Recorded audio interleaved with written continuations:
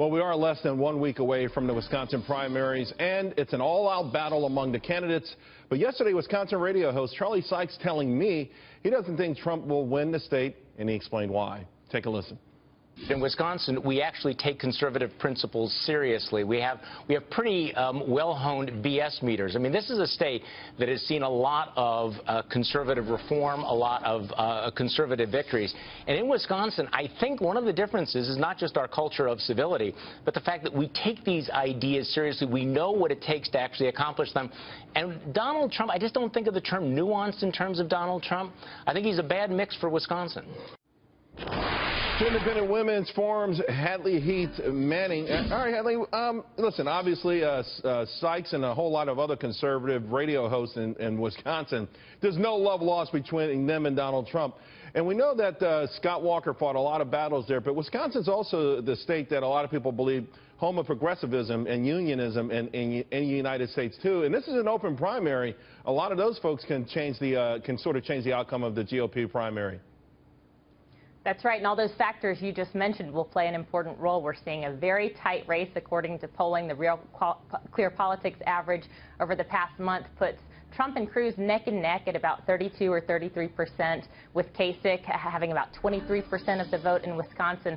This is not the first time the nation has turned our eyes on the Badger State for a political battle, but of course this primary is very important for a couple of reasons. First of all, if Cruz manages a solid win in Wisconsin, that would really force Trump to get a lot of those, or in fact all of the remaining winner-take-all states if he wanted to reach the total to avoid a contested convention. And also because the Badger State represents some of those battles between conservatives and people who are not so conservative. And so what we're seeing now is many of the state's elected GOP representatives endorsing Ted Cruz, coalescing behind Ted Cruz. And this will be the first primary battle where those establishment Republicans have really started to throw their support behind Cruz. Yeah, and you know what I find interesting, for the most part, almost every state that I've looked at, there's one category that's worked for Ted Cruz, and that's the people who call themselves very conservative. But that pool seems to be getting smaller and smaller with respect to the overall GOP. Maybe there's a big shift coming where conservatism just doesn't count as much as it used to within the party. Well, certainly those principles have been at the core of what the Republican Party represents, even if candidates over the years haven't been 100% loyal to those principles.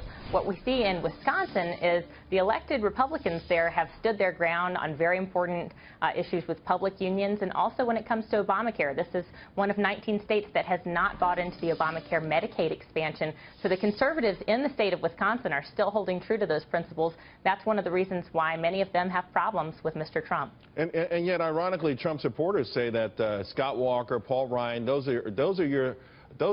are your proxies for rhinos or establishment.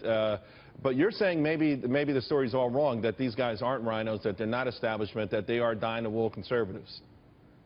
Well, that's right, and this election season has been very interesting, and of course now the irony is that as so-called establishment Republicans coalesce around Ted Cruz, I mean, here's the perfect example of someone who's really built his political career on challenging the GOP establishment, because you have the presence of someone like Mr. Trump, who presents himself 100% as an outsider. He sees it as more of a feature and not a bug of his campaign, that he doesn't have as many political endorsements. We're seeing, the outsiders versus the anti-establishment in this campaign cycle. It's a wild and crazy, but it's somewhat fun thing to watch, too. Thanks, Hadley. We appreciate it.